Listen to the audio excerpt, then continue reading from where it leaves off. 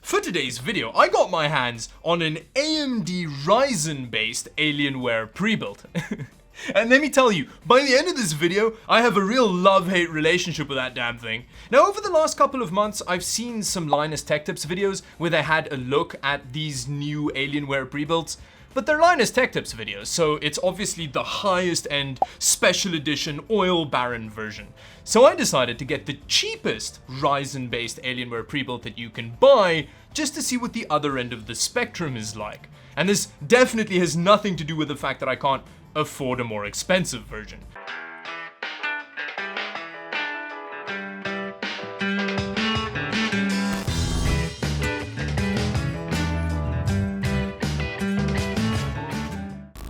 In this box, I've got a pre-built Alienware gaming system, and I genuinely can't wait to get into it. Now, the first massive disappointment was the fact that it was just delivered by the postal service, and it wasn't beamed into my consciousness from the mothership. And then, the other big disappointment was that this system took nearly a month to get here. Although, I did go onto Alienware's website today, and the estimated shipping time for the majority of the configurations at the moment is between 3 to 5 business days. So I guess they were just running low on stock. But bear in mind, the shipping dates do fluctuate wildly based on when you buy them. So with that, let's tear it open and have a look at this Alienware pre-built.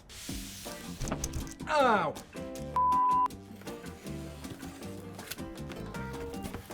Oh, look at that. That's a real good looking box. It's definitely at least, what, $200 worth of box you got right here? And the moment of truth is... oh, it looks like there's another box in here. Is it a third box? Oh, no. It's like an accessory pouch thing. And then underneath that, you have an Alienware PC. That textured plastic.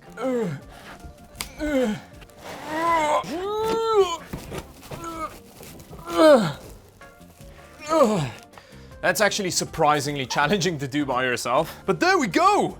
We got an Alienware! Oh yeah. Now before we comment on its appearance, let's just do this.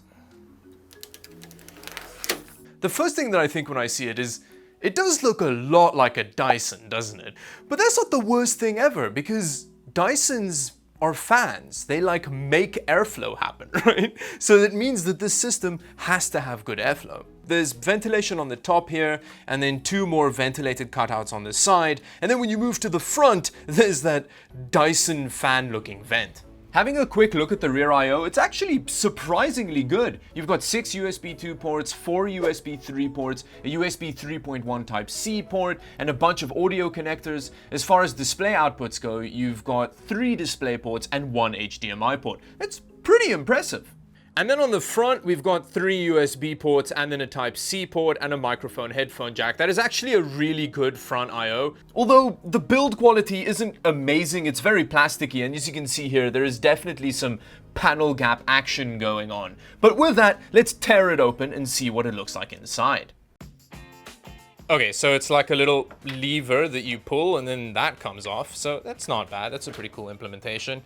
And then in there, we've got kind of what looks like the inside of an office PC, quite frankly. Now, the first thing that you'll notice is that you can't actually see a huge amount because, like I mentioned earlier, the power supply does block the entire CPU cooler area, so that does not look promising for airflow. Over here, the graphics card is a very interesting OEM version of the RX 5700. That graphics card has a low-key sexy cooler on it. Yeah, I don't know how cooling is going to work for it. It does have a fan right there blowing straight onto it, so maybe it'll be okay. And then this is actually the boot hard drive. So it is about $1,000 system that doesn't have an SSD in it. There are a couple of glaring issues with this peasant spec, aside from the fact that it has a pretty decent graphics card in it, but we'll get into all of that a bit later. First, let's dig a bit deeper. That doesn't feel consensual on any level. Oh, it's very tightly sprung. So now we have a decent look at the inside of the system, and I am immediately worried. CPU-wise, this system has a Ryzen 5 3500 in it, which is a bit of a weird OEM Ryzen part, And then its fan is just stuffed behind the back of the power supply. For that fan's sake, I really hope it's got a choking fetish. At least the motherboard's power delivery has some pretty chonky looking heatsinks. They did put a pretty Herculean looking fan above all of these components, so hopefully that helps with the airflow situation. And then over here is another really big issue with this configuration. It only has one stick of RAM. It's 2666 megahertz, and that mixed with the fact that it's in single channel is a huge no-no when it comes to Ryzen. So that may kneecap the performance of this system quite a lot. And then finally, let's just take this GPU out and have a closer look at it. This is actually a very interesting OEM version of this graphics card. The standard reference design has like a metal blower cooler on it, which looks very nice, but it doesn't cool very well. This, on the other hand, has two fans. It's got a pretty serious looking fin stack with 4 heat pipes. I think it could perform very well. And you've actually got space for a reasonable amount of hard drives. So you've got 2 hard drive cages here, and then the one in the front that already has the hard drive on it. And then you've also got an M.2 slot, which it's very proud of on the box. But that's enough of the inside. Let's plug in this Alienware and power it up for the first time.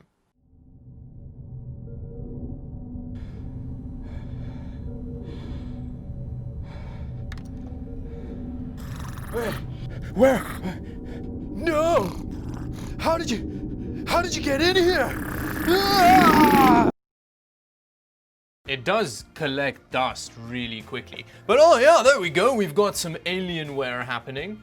There's actually a surprisingly small amount of bloatware on this system. No way. I feel like I'm being scammed here. I feel like, where is McAfee? Because McAfee is always on these systems.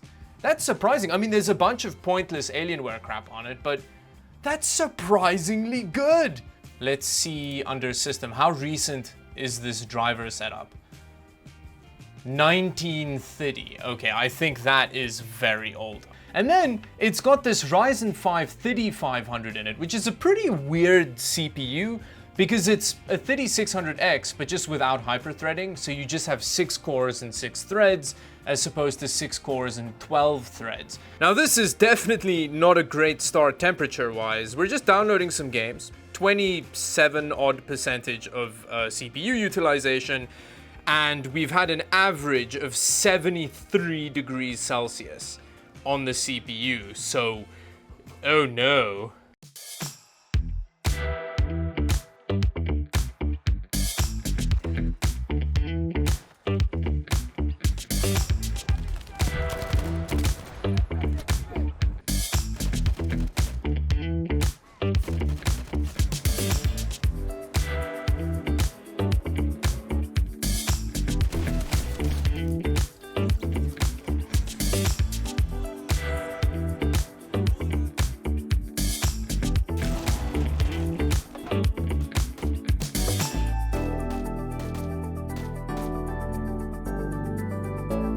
That went a lot worse than I thought it was gonna go. Here, you can see the system trying desperately and failing to run Battlefield 5. That's appalling! It's only at like 1080p high settings. With an RX 5700 in the system, it shouldn't be running like a polio victim. What's even worse is seeing it try to run Escape from Tarkov. Look at that frame drop. It was running so badly that the anti-cheat software actually kicked in and timed out the server connection because it couldn't figure out why the system was behaving so weirdly. Now my first thought was, it's definitely overheating because, well, it sounds like it's trying to reenact the Hindenburg disaster next to me. Just have a bit of a listen.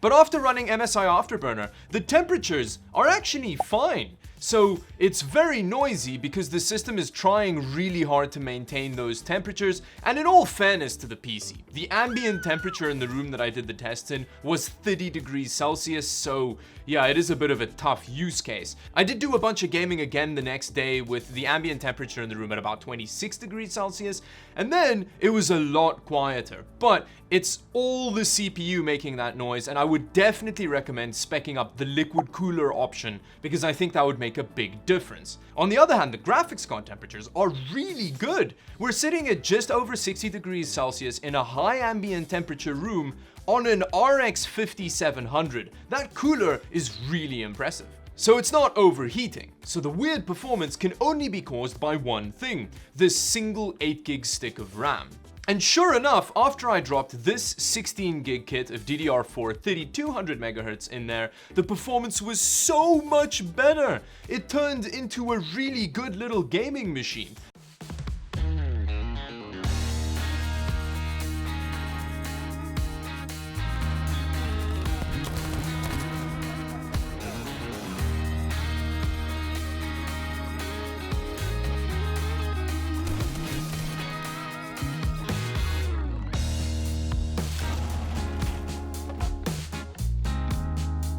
You can see here that Battlefield 5 runs as smooth as a cucumber, and even Escape from Tarkov runs very well in this system when you upgrade the RAM. And then another issue on the performance front is the fact that this PC doesn't have an SSD in it, which means it runs Windows like a first generation Windows Vista machine. It's just all sluggish and terrible. But despite all of these issues, I actually really like the little Alienware system. I was initially very outraged about the whole RAM issue and the terrible gaming performance straight out of the box, and I filmed the whole bit where I was like ranting about how we should burn Dell to the ground for selling these terrible configurations. But then I thought to myself, the thing is, that RAM kit only costs about $58 on Amazon, and Dell does make it really easy for you to upgrade these systems. They don't have any weird warranty void if removed stickers, and you have easy access to the RAM and SSDs and all kinds of stuff. Now, on Dell's website, you can get 16 gigs as opposed to 8 gigs, but you have to pay an extra $100 for that, so yeah, I would definitely just buy my own RAM and drop it in here. When it comes to the noise issues, they're also really easy to solve. All you need to do is spec up the all-in-one liquid cooler option for the CPU, which is like an extra $20 or $30 on the website, and I would highly recommend doing that because it'll make the CPU run significantly cooler and quieter. And to get an SSD in here, you just need to pay an extra $50 for a 256GB boot drive. You still keep the 1TB storage drive, you just get an extra SSD for the actual operating system. If you spec up one of these systems incorrectly, you get this experience, which is a PC that runs like it's recently performed a frontal lobotomy on itself. Which, considering the fact that this configuration cost me the Canadian equivalent of $1,100, making it the cheapest Ryzen configuration I could get on Dell Canada, is outrageous. At that price point, it should at least have had 16 gigs of RAM and an SSD in it. And honestly, a lot of these Alienware configurations are complete garbage.